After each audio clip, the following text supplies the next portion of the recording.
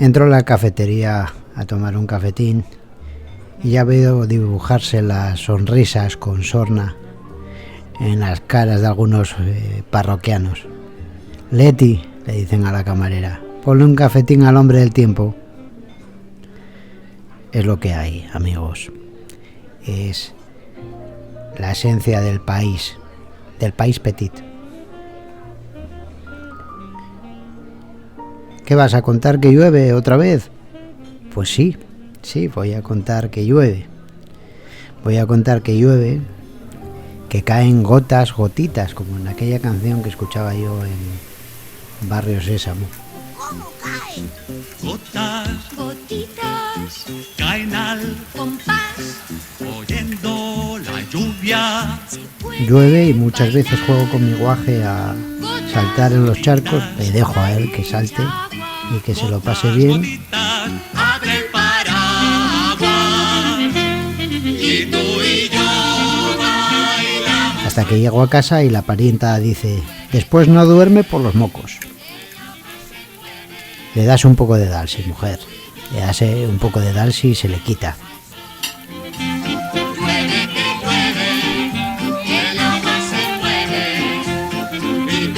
El otro día, para desviar la conversación, le conté que los chicos del manifiesto extremocentrista me han citado entre las huestes buenianas. Puso cara rara. ¿Y con eso se gana algo? El prestigio, le dije yo. Vale, intelectual, pasa la aspiradora por el pasillo, que corren unas pelusas que esto parece una calle del oeste.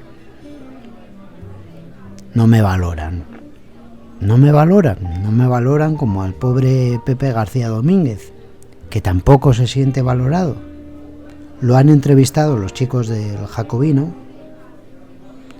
y la verdad no pondré muchos cortes, pero voy a poner uno que ya es significativo. Presentaba García Domínguez su entrevista con el siguiente tuit: mis confesiones de viejo izquierdista sin arrepentir y que cree en España. Pues sí, él creerá y cree en España, pero en los españoles cree poco, por lo que dijo nada más empezar la entrevista. Gracias por haberme invitado. Sí, estoy en El Objective, estoy en español y sigo también en Libertad Digital todavía. Y Pepe también está, aparte de una larga trayectoria radiofónica, en un programa del que estábamos hablando ahora justo antes de empezar a grabar, en el podcast del Búho, que yo decía antes un compañero en clave de broma que tiene mucho que ver con el Jacobino, y es verdad, porque somos bastante aficionados, algunos de los que hacemos el Jacobino al podcast del Búho. Cuéntanos un poco, para empezar a hacer un poco de publicidad, cuéntanos qué es el Búho y dónde lo puede escuchar la gente. A ver, el Búho fue en su día, hace mucho tiempo, cuando tú seguramente nos escuchabas siendo estudiante universitario, fue un programa radiofónico diario, fue un intento de hacer radio de calidad y en serio en España. Éramos muy ingenuos nosotros. Pensábamos que se podían dar contenidos de un cierto alcance intelectual en una radio, en una FM convencional. Lo emitimos en Radio 4G. Era diario y salíamos por unas 80 o 90 emisoras de España todos los días. Fue un perfecto fracaso, lo cual nos certificó que no existe en España masa crítica, pese a lo que se cree, no existe masa crítica. Es un poco decepcionante, pero es así.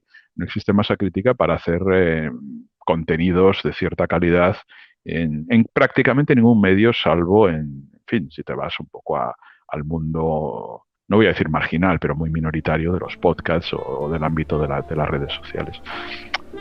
Un pelín soberbio, ¿no? España le merece. Ahora, estos españoles que son un atajo de zoquetes, estos españoles ya no tanto. Ay, los españoles, que no tienen masa crítica. Yo creo que masa crítica en España hay bastante, porque simplemente pasarse por la cuenta de Ernesto Castro y ver las visualizaciones de los vídeos de sus lecciones sobre Suárez y las disputaciones, pues oye, ya ves que ahí hay un número de gente interesada por por la cultura y gente joven. Aquel proyecto y nos fuimos a las redes y ahí estamos. Es un programa semanal, su día fue diario, es un programa semanal. Intentamos hacer lo que nos hubiera gustado hacer en radio a Cristina y a mí, y que en los últimos 20 años nos ha sido completamente imposible. Es decir, en España la radio tiene una concepción militante. Mundo Obrero era un medio mucho más plural que los actuales radios comerciales españolas. Había más confrontación de ideas, de criterios, más disidencia interna también. Entonces, bueno, en fin, la radio comercial eso es imposible e intentamos hacerlo de un modo minoritario en un podcast que se llama El Búho. Y eso es básicamente, resumiendo, nuestra biografía como programa. A mí esto de echarle la culpa a los demás de los fracasos propios, esto es como si yo vengo aquí a decir, oye, es que aquí no me ve ni el tato, es que yo me merezco más, ¿qué cojones me voy a merecer más? Yo me merezco lo que tengo. Y después estos podcasts que él dice que son de tantísima calidad. Yo he oído esos podcasts y no considero que estén en tanto nivel de calidad. Esos podcasts continúan con la vieja fórmula de la tertulia, simplemente con una variación, que él habla más, no hay más. Él en las tertulias de los santos no habla porque tiene que hablar Federico, pero después ahí simplemente él habla un poco más, pero yo no veo nada especial en esos podcasts, ni a nivel de edición, ni a nivel de lo que se cuenta. Hay veces que son podcasts opinativos, hay veces que son interesantes, es cierto, que tienen su punto de interés, otras veces no tanto, pero no me parece tampoco como para decir que eso sea una especie de radio de calidad que no se ha visto desde La Clave, porque no. Es más, yo tengo que decir que la formulación que hacemos aquí en los Bacillelmos, cafés y demás, que sigue un poco la línea del discurso de Feijóo, que es presentar la tesis del contrario, la antítesis y a ver si llegamos a una síntesis, no siempre, pero que es una fórmula canónica, tampoco es que hayamos inventado la pólvora, solo que aplicada a la radio. Yo trato de buscar cortes, hago un poco de edición y punto. Oye, si a la gente le gusta, bien, si a la gente no le gusta, pues ¿qué le vas a hacer? No. O sea, pero no es culpa de la gente, no puedes coger e insultar a la gente. Esta es una manía muy española que viene de Larra, del periodismo español, que inauguró Larra y que es una cosa que es insultar a los españoles. Oye, es que yo tengo una idea genial y como no os amoldáis a mi idea en mi cabeza, pues sois una especie de energúmenos. Oye, modérese. Además es que es extraña esta actitud en un tipo como García Domínguez, que lleva en los medios 20 años y al que no se le ha leído, por ejemplo, un libro. Un hombre que dice de sí mismo que es un intelectual, que tiene ideas avanzadas, que no haya cristalizado su pensamiento más allá de unos artículos de 3 párrafos normalmente. Hay veces que le salen bien, pero nunca hace un artículo largo, nunca de extensión, que roce lo ensayístico, nunca se lo he leído. Y después las intervenciones en las tertulias, y esto del Búho es otra tertulia más, con Cristina Losada, que también una mujer septuagenaria, el sexagenario. La verdad, el tiempo va pasando, tampoco hay que echar mucha historia. Y yendo a la entrevista se corrobora un poco por qué hay un cierto desinterés en esta gente. Pues el discurso de la entrevista es contradictorio. La entrevista realizada por este jacobino, que además va con unas tesis muy a favor, es una entrevista muy cómoda en la que ambos comparten una visión, una perspectiva de lo que debe ser el análisis de la sociedad española, y dice una cosa en el minuto 10 y la contraria en el 40. Es una cosa fascinante. Por ejemplo, ya para empezar, se plantea el asunto, plantean el asunto de los impuestos, plantean el asunto, no voy a desgranar aquí todo eso porque sería aburridísimo, porque hay 2 o 3 temas que me interesan. Fundamentalmente me interesa que plantea el problema del globalismo, estatalismo, en realidad, camuflado de izquierda a derecha, O sea, hay una izquierda que ha perdido el norte y no sé qué, y entonces se llega al mito del globalismo-estatalismo. El genuino problema va por otro lado, y es que, a ver, haciendo un ejercicio de generalización histórica, el gran problema colectivo del siglo XIX y del siglo XX es la lucha de clases. La socialdemocracia es un intento de respuesta no revolucionaria para acabar con ese conflicto social permanente de la distribución provocado por la lucha de clases. Y la socialdemocracia tiene un éxito histórico espectacular. Consigue realmente resolver el problema. Y el problema estaba resuelto hasta 1980 en Europa Occidental, el grueso de Europa Occidental. Allí donde se aplicó el programa socialdemócrata, el conflicto social es, bueno, en fin, seguirá así existiendo siempre, un conflicto social de redistribución, etcétera, ¿no? Pero había sido básicamente pacificado. ¿Cuál es el problema de la socialdemocracia ahora mismo? Que la gran cuestión, el gran conflicto ya no es la lucha de clases, el gran conflicto es la inmigración. Y la socialdemocracia, igual que los liberales, no lo quiere aceptar. Es decir, eso está fuera de su marco ideológico. Y entonces tienen esa concepción esa idea primera de tener un proyecto para toda la humanidad. El comunismo era un proyecto para la humanidad. Es decir, ya la propia Internacional lo decía en su letra, ¿no? Obreros del mundo. No decía obreros de Rusia, decía obreros del mundo. Y los liberales también tienen esa concepción, es decir, tienen su esquemita que funciona en todas partes, ¿no?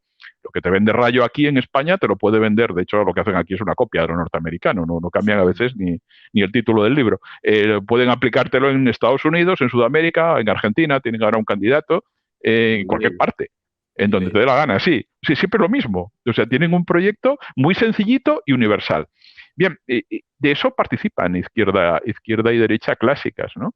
Por eso les cuesta tanto entender ese problema. Pero ya te digo, es decir, yo creo que el problema del siglo XXI, más allá de consideraciones humanísticas, es la inmigración. Es decir, Europa, Occidente en general, no podemos integrar a 300, 400, 500 millones de nuevos habitantes si queremos mantener el estado del bienestar. Y podíamos deshacernos del estado del bienestar, pero entonces tendríamos que deshacernos también, ya lo estamos haciendo, de los salarios dignos, de los salarios decentes. Claro, bueno, hay que poner muros. Oye, una de las posibilidades es esa. Es que tú hablas, Pepe, tengo la sensación. Es un mito oscuro. Es un mito oscuro y es que el estatalismo es una fase del globalismo. Esto ya lo hemos discutido Héctor Ortega y yo muchas veces. Y el estatalismo, tal como se plantea, y eso sí que lo quería explicar en un vacillismo, tal como se plantea ahora mismo en la Europa del siglo XXI y en Sudamérica y en otros sitios, es el reverso del globalismo. Es decir, el estatalismo está configurado a la misma escala que el globalismo. Exactamente igual. El estatalismo está ecualizado en el mundo. Es una política que nosotros decimos que es jingoísmo exportado a los países de influencia occidental. Son dos partidos que hay en el mundo, en el núcleo de la placa anglosajona, que es republicanos y demócratas, y eso se exporta a los países satélites del imperio anglosajón. Entonces unos son globalistas y otros son estatalistas. Unos siguen las doctrinas de las universidades de la Ivy League y otros siguen directrices doctrinales de think tanks de pensamiento como el de Steve Bannon. Pero ambos son exactamente dos globalismos, en realidad. Uno que se dice globalista o universalista o democrático, y después el otro un globalismo que se presenta como particularismo nacional, pero ambos son globalismos. Una metáfora que yo he utilizado, he abusado de ella incluso en muchos artículos, que es la del tubo de pasta de dientes. Sacar la pasta del tubo es muy fácil, aprietas y sale, volver a meterla es completamente imposible. Con el euro ocurre algo parecido, es decir, sería completamente quimérico salir del euro, es decir, no, es implanteable. Y el gran error fue entrar. Es decir, España tendría que haber tenido, a mi criterio, un tratado, es decir, un acuerdo bilateral con la Unión Europea y tener un estatus parecido al que tienen países de industrialización intermedia, como puede ser Polonia, que está alargando sine die su incorporación a la moneda única. Y después ese estatalismo que que defiende él y que recibe con mucho calor el jacobino, pues resulta que se queda en nada, porque si asumes que el euro es irreversible, pues no hay vuelta atrás y entonces no hay ningún asunto que discutir. No hay posibilidad de desarrollar un soberanismo español, porque no hay posibilidad de desarrollarlo. La idea de que podíamos volver, esta es falsa, de que teníamos que no haber entrado en el euro, eso es falso, porque España estaba determinada a entrar en el euro y tenía que entrar en el euro. Para eso desaparecieron figuras como Carrero Blanco y desaparecieron corrientes políticas españolas muy tradicionales, se las persiguió para que España se integrase completamente dentro de la política del euro. O sea que no había posibilidad ni de no entrar en el euro. Pero aquí hay un momento, a mí el momento más interesante, que me parece que además se va a desarrollar hasta el final de la entrevista, y es el momento en el que tocan la posibilidad de la nueva plataforma girondina, de la España girondina, la plataforma de la red de ciudades provinciales españolas que podrían presentarse al Congreso de los Diputados. Y entonces tú ves que la preocupación de nuestro querido jacobino, porque claro, como el jacobino y el es centralista, punto, pues es interesante cuando el jacobino, preocupado por la soberanía española, por la posibilidad de una extensión del nacionalismo, le pregunta por esta plataforma. Y claro, no entienden nada y nuevamente son contradictorios, porque el peligro del cantonalismo español, que es como lo dicen, se les ocurre justificarlo con que Teruel ha estado siempre vacía, que España es un país despoblado, vamos, un país que solo ha sido poblado por las costas y que no ha estado siempre despoblado. Pero el problema es que esto es falso, porque el otro día yo estaba leyendo a Hobsbawm, y Hobsbawm, no me acuerdo, en un libro que tengo por ahí, señalaba, por ejemplo, la característica ibérica de que se articulaba en una red de ciudades, la red de ciudades provinciales, y que nunca se había caracterizado por una ciudad muy grande y muy potente como París, que era el núcleo sobre el que pivotaba todo el territorio, sino que era una red de ciudades, y después tenían una capital débil, que es Madrid, un poblachón manchego que se ocupaba de lo administrativo. Entonces lo que tienes que justificar es el porqué. Hay que justificar por qué Madrid, hasta antes de ayer, era ese poblachón manchego que administraba la corte, y la razón por la que se ha convertido en sede de la nueva economía.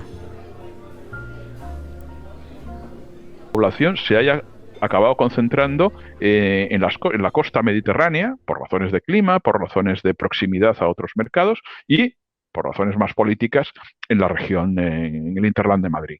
Es decir, eso es lógico, pasa en muchos sitios. La tendencia a concentrar la población, ahora mismo, por ejemplo, la tendencia a que la población se concentre en las capitales de los estados-nación, en París, en Roma, en Berlín, es una tendencia acusadísima que tiene que ver también con cambios del modelo productivo, con que la actividad económica fundamental pasa a realizarse en las ciudades. Piensa que la actividad económica no se realizaba en las ciudades. Se realizó en las ciudades durante la Edad Media, pero en la época industrial las industrias se marcharon de las ciudades, estaban fuera. Es decir, aquí hablábamos de polígonos constantemente. Ahora mismo el equivalente a las fábricas del siglo XX están dentro de las ciudades, de lo cual atrae también a un tipo de mano de obra muy cualificada que se va a las ciudades. Por eso Madrid, que era una ciudad que no había tenido jamás importancia económica, nunca. O sea, Madrid era una ciudad de burócratas. Y era verdad, todos los tópicos que había de las novelas de Galdós, de los cesantes, era cierto. Grosso modo, Madrid era eso. ¿Por qué ahora Madrid es tan importante desde el punto de vista económico? Porque Madrid es lo que había sido siempre, es decir, no hay ningún cambio sustancial en su naturaleza. Lo que ha cambiado es la economía, que hace que actividades que nadie hubiera pensado instalarlas en Madrid porque para empezar no existían, ahora mismo las instalas en Madrid.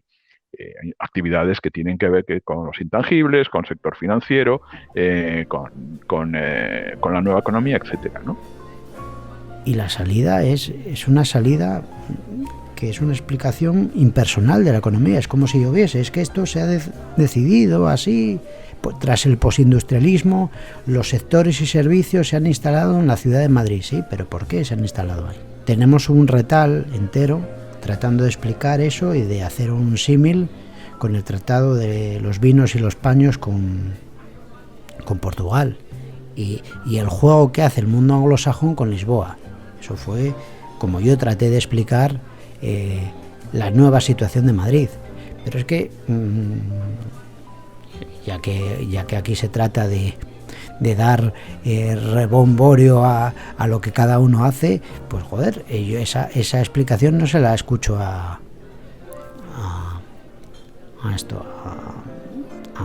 Domínguez, a García Domínguez.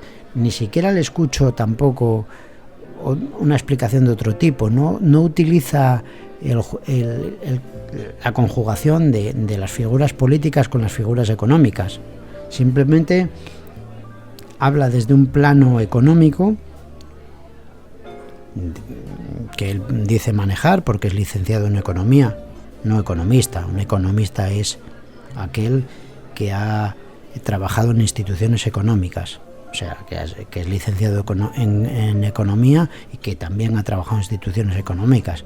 No se puede decir de uno que es economista cuando el hombre no ha desarrollado ninguna tarea económica y a lo que se ha dedicado la mayor parte de su vida. Primero fue profesor de instituto y después escribir artículos y participar en tertulias, opinar de hoy del precio del trigo y mañana de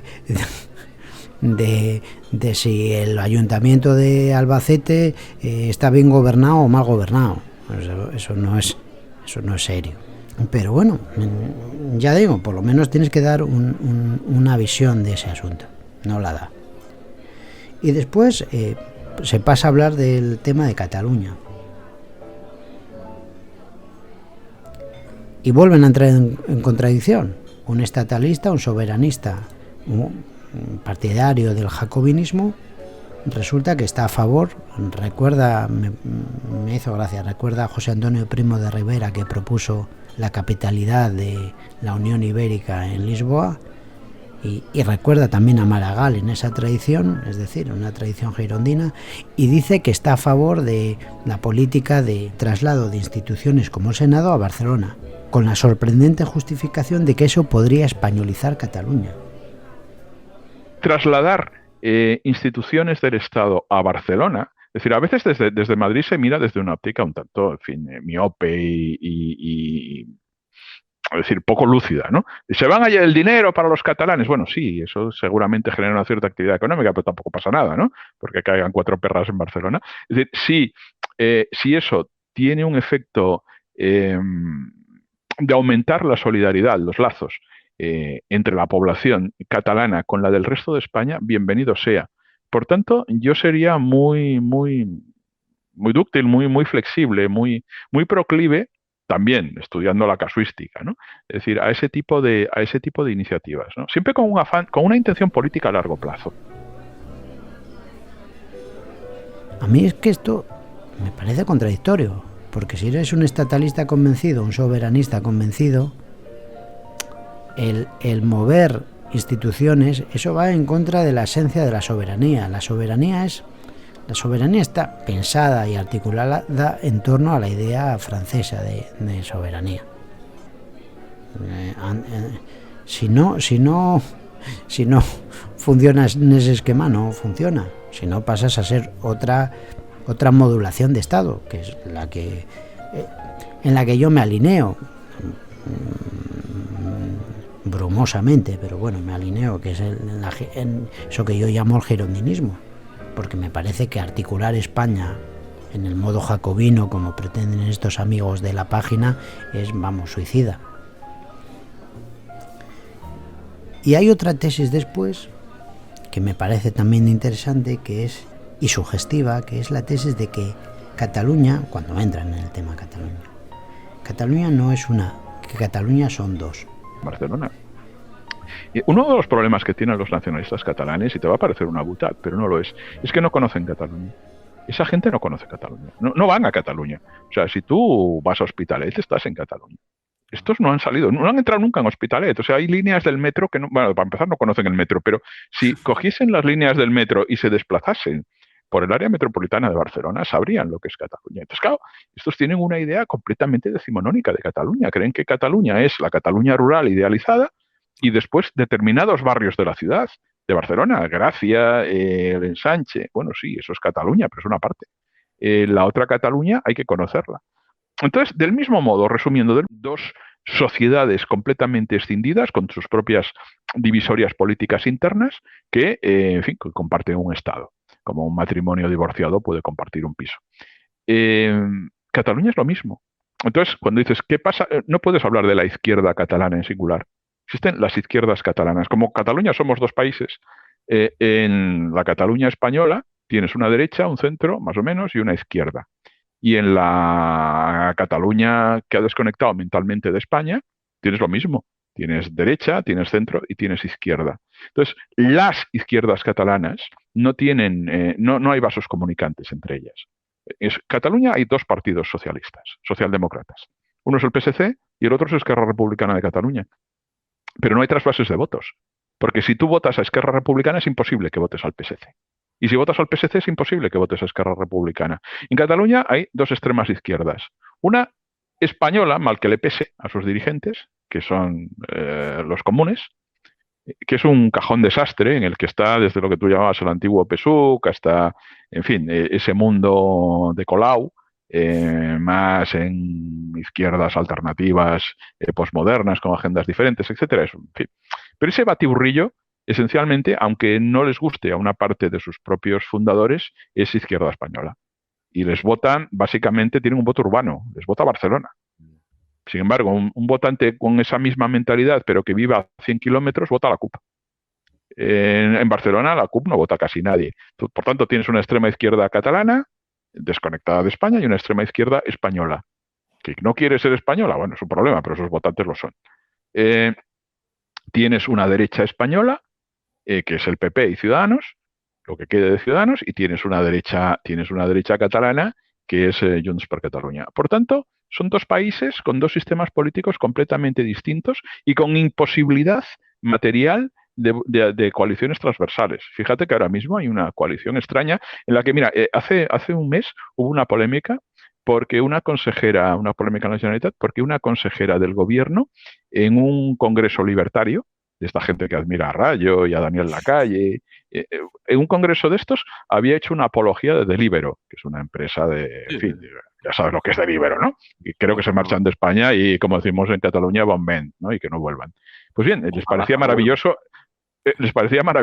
en ese congreso el modelo de Deliveroo. Claro, es decir, los de Esquerra Republicana saltaron escandalizados y los de la CUP, pero son socios de facto. ¿Por qué puede convivir esa gente en una misma coalición? Porque pesa más el hecho nacional. Y en el otro bando también. Por tanto, ¿por qué el PSC, me planteabas tú, se ha llevado todo el electorado de Ciudadanos? Pues por una cuestión obvia.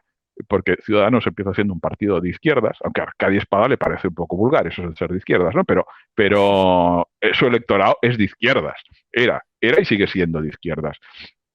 En la medida en que Ciudadanos se convierte en un apéndice del Partido Popular y un partido liberal y sin ningún anclaje en esa tradición política socialdemócrata, lógicamente el PSC, que no son idiotas, presentan a un candidato razonable en el plano nacional como Silla, lógicamente ese electorado vuelve ahí. Claro. ¿Cabría un partido que fuese de izquierdas y españolista en el ámbito catalán? Yo creo que hay espacio para eso.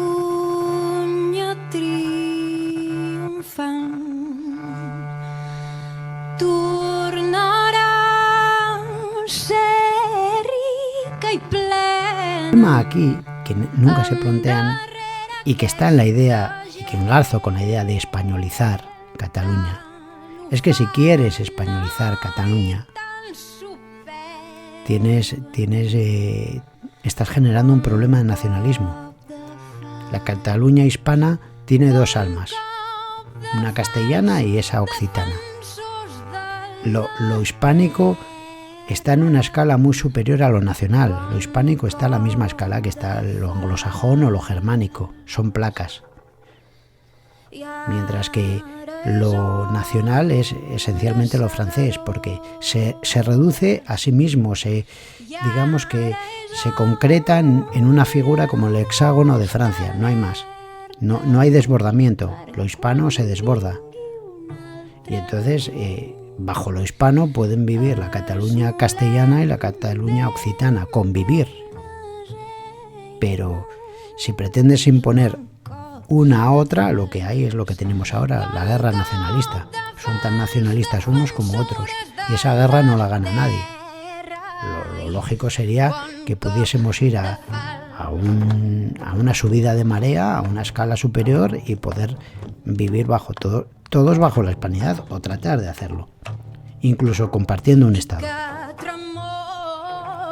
Pero esta idea de la hispanidad no la manejan, porque estamos ante dos estatalistas. El propio Pepe García Domínguez reconoce que él es un estatalista. Y entonces, pues esto es muy difícil. Claro, estos son opinadores, porque no se puede decir que García Domínguez sea ya lo digo, no tiene un libro, no tiene absolutamente nada. Es un hombre que bueno, sí, tiene opiniones, las da de vez en cuando, propone, participa en el espacio público, en el debate público, y hay veces que dice cosas que pueden tener cierto interés, pero otras no.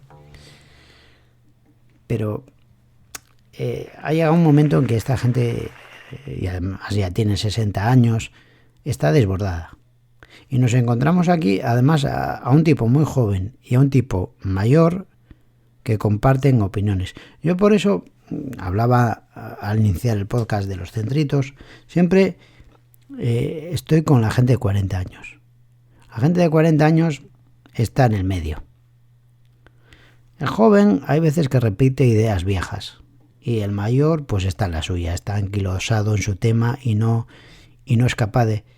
Pero los que estamos ahí en medio, con 40 y tantos, pues dices tú, ostras, lo que yo pensaba antes no es. Y lo que yo pienso ahora a lo mejor no puede ser tampoco, pero tiene que haber de alguna manera algo intermedio. Tiene que haber otra posibilidad de visión. Y después, a medida que los jóvenes van desengañándose, sumando años, adquiriendo experiencia, perdiendo juventud, pero aún conservando parte de ella, pues pueden ir haciendo eso, síntesis, que dice Pedro Herrero. Por eso yo sigo a la gente de 40 años. Son los de 40 años los que van marcando un poco el ritmo, la gente que está entre 40 y 55, los que pueden ir dándose cuenta de los temas. Cuando superas esa edad, o tienes un grado de control de la abstracción que es increíble, como lo tenía Bueno, y con todo y con eso, bueno, decía muchas tonterías en política porque no estaba al cabo de la calle, o todo se queda anquilosado, o todo es contradictorio, aunque contradictorios somos todos, porque claro, nadie puede acotar la realidad, y la realidad va permanentemente desbordándote y forzándote a cambiar tus juicios, de tal manera que incluso pueden ser contrarios a los anteriores por las nuevas condiciones. Pero a mí me parece que estas opciones del jacobinismo, del estatalismo, un estatalismo que no se da cuenta de que es un globalismo, son posiciones confusas, oscuras, y que más que iluminar o que dar una perspectiva con la que enfocar un futuro, nos encasquillan, nos hacen estar dando vueltas en círculos a las mismas ideas. Yo eso es lo que he sacado de esta entrevista, que me ha parecido en ese sentido aburrido.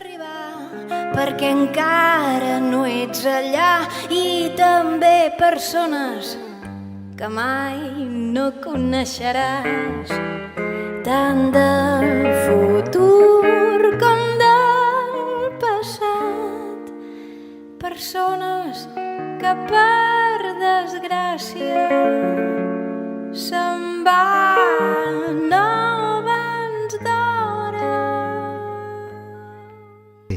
ya empezó pareciéndome llamativa eso, gente que se proclama españolista y que lo primero que les molesta son los propios españoles, a los que consideran poco aptos, poco listos, tontos, y parece que siempre hay una referencia que apela a países terceros que son superiores, ¿no?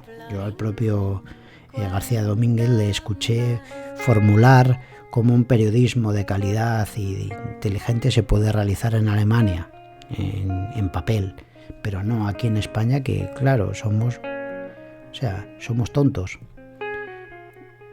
Algunos dirán la leyenda negra. Yo voy a exponer una tesis. Creo que la España liberal se frustra siempre con los españoles porque los españoles no se amoldan al traje que le ofrecen, ¿no? A la receta que les dan. Oiga, amóldese a lo que yo le digo. Que es como el que va ahora vas a comprar ropa y la ropa no se tiene que amoldar a ti. Tú te tienes que amoldar a la ropa. Tú tienes que tener un cuerpo ya determinado y claro, eso es imposible. Lo que tiene que hacerse es lo que tiene que ser es que el vestido se amolde al cuerpo, no que el cuerpo se amolde al vestido. Pero ahora mismo las cosas están planteadas así y yo creo que el liberalismo es un poco eso. Amóldese usted a mi ideología, que la materialidad hispánica de la península ibérica se amolde a mis conceptos abstractos ideológicos. Y si no se amolda, el español es poco inteligente, está poco moderno, es un país atrabiliario, no sé, caen todos los de nuestros sobre ellos. Es injusto, a mí me parece que es injusto. Pero bueno, paro aquí el rollo, que ya es bastante. Hasta otra, venga.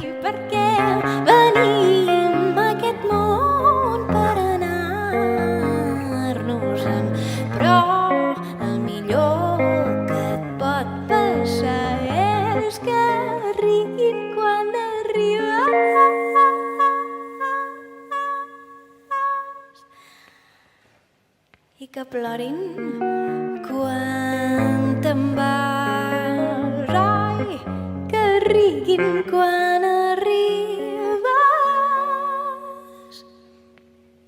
i que plorin quan te'n vas.